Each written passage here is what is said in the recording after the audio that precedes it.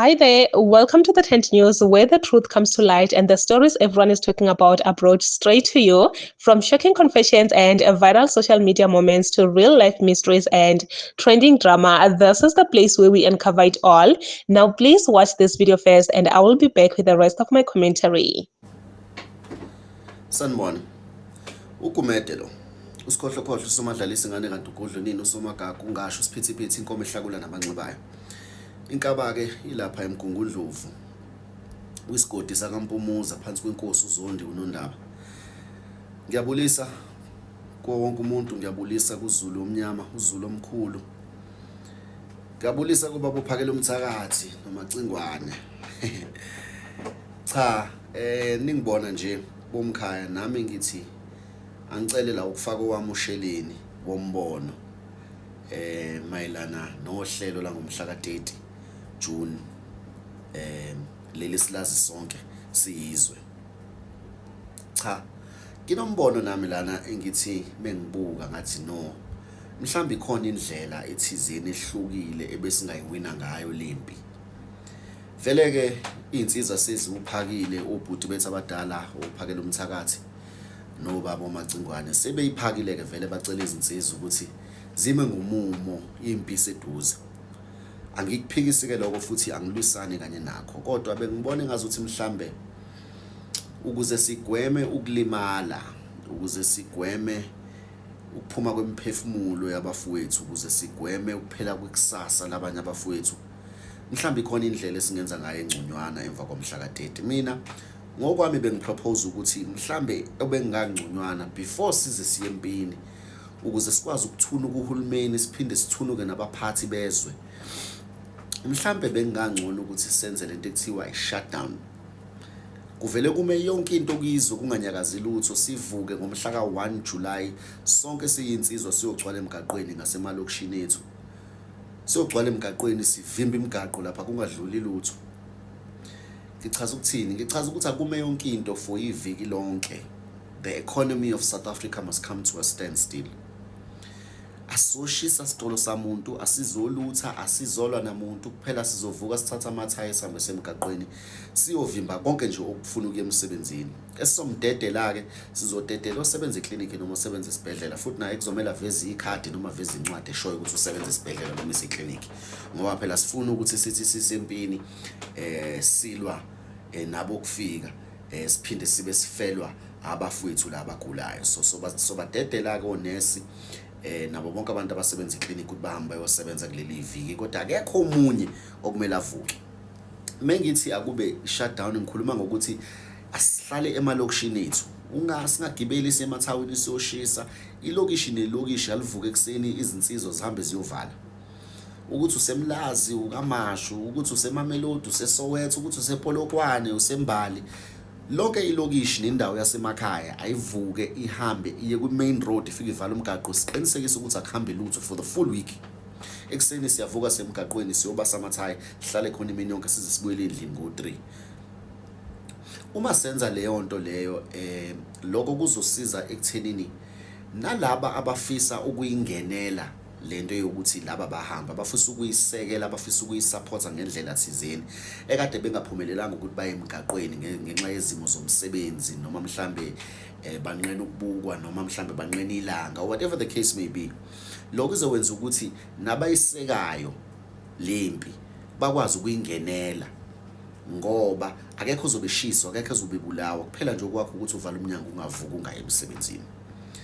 Baningi ke abantu abathi bahambiselana kanye nayo lento, bahlezi bebhala emafonini ku-Twitter, ku-Facebook nakhona la ku-TikTok besho ukuthi bayafisa ukulekelela. Ngakho ke bekuyindlela e-right ngempela yokulekelela ke lena yokuthi ke phela nje mekushaya umhla ka-2, mekushaya umhla ka-1 July sayivala ikhanda, akuhambe lutho, akungeni umuntu, akekho umuntu oya emsebenzini, ngoba amadolobha wonke lawa niwabone ephithizela nje ithina esisuke emalokishini, esisuke emakhaya, esivuka ekseni siye emadolobheni. Ngakho ke uma thina sizohlala emalokishini singaye emadolobheni, akho dolobha elizovulwa, akho dolobha elizosebenza. Kuzoma yonke into, isitolo sizovalwa, kuzovalwa yonke into oyicabangayo. Ngakho ke mina bengifisa ukuthi kube iyona ndlela esingena ngayo le kuqala simnika iviki kuhulumeni lokuthi sibone ukuthi banamabhizinisi lawa ama-private businesses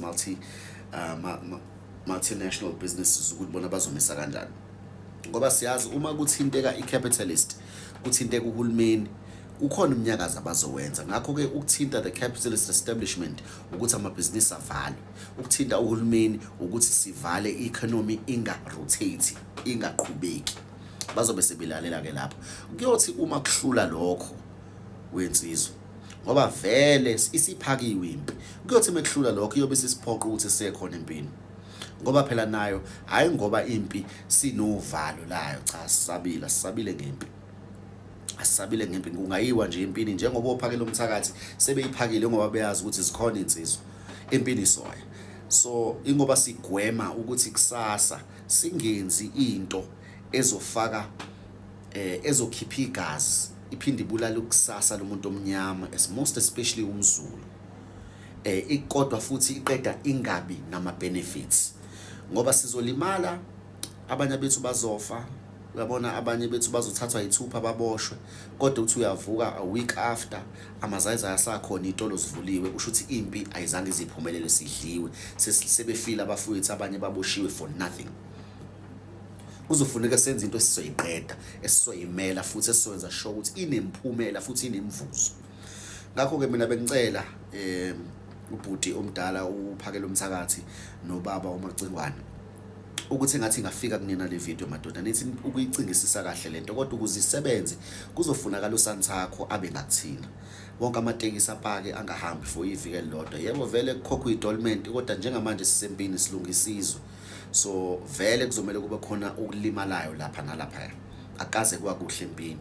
So vele idolment zizothinteka, kuningi okuzothinteka, kodwa besicela-ke ukuthi uSanthakho asilekelele bakwethu, avala amatekisi angahambi isonto lonke, akho bhasi ezohamba, akho tekisi ezohamba, kuhamba i-private car, futhi naleyo private car umuntu uyosebenza esibhedlela.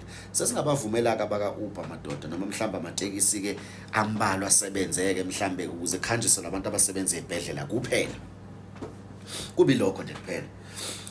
I guarantee you ukuthi with this method it will be most effective. Akekho umuntu ozosha, akekho umuntu ozofa, akho sitolo somuntu esizoshiswa, akekho umuntu ozolutha, akekho uzolabelishwa as criminals, and still it will be effective. You understand? So mina bengibona lokhu kuwakho umqondo ukuthi mhlambe sike siqale ngakho, sike sibone ukuthi kuzohamba kusifikisephi. Uma kuwukuthi akuphumeleli siya kuyona impi, ngoba vele ekugcineni kwayo yonke into impi vele uma kuwukuthi uhulumeni uyishaya indiva lenkulumo yethu, ngoba phela sibaningi sikhala ngento eyodwa manje.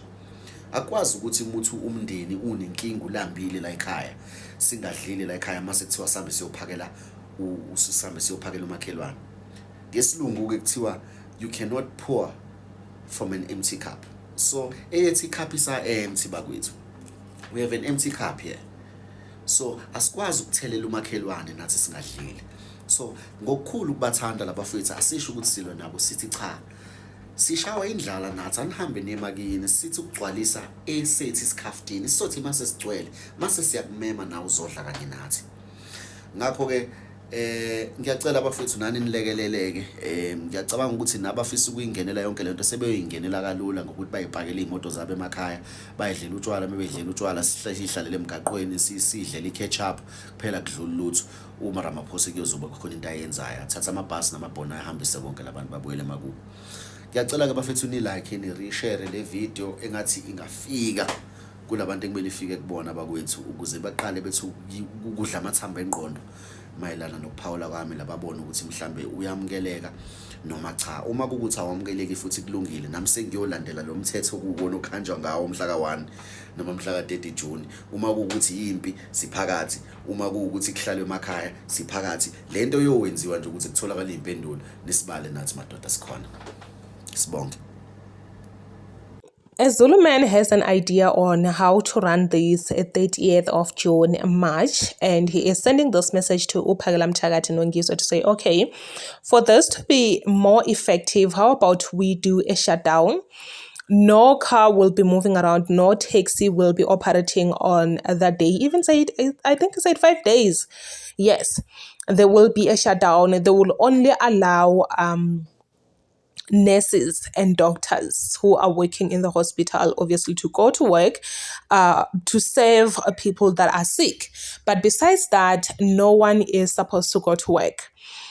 And for me, I feel like this will actually affect the economy, especially for 5 days. If only it was for one day, maybe, but for 5 days, it will affect the economy. And I don't think everyone will agree with this, especially those that are in the taxi industry. They will not agree to this. 5 days of the month not working, and things are very expensive. I cannot afford to spend 5 days of the month not working, knowing that I get my money by showing up, I get my money by putting more effort. And if I'm not working, which means I'm not going to earn. I don't think many people will agree with this. I really don't think so. Maybe those that are working for companies, maybe, but and those that are working for the companies that have a fixed salary, not those ones that will tell you, okay, the money is not fixed. Maybe you earn with a commission. I don't think they will agree with this, because if I'm earning with commission, I don't think I can agree to this, to say I will stay 5 days not going to work, not doing anything. And then when the month end, I will need to pay my rent. I will need to, sustain myself. But anyway, please say your thoughts down below in the comment section. What do you think?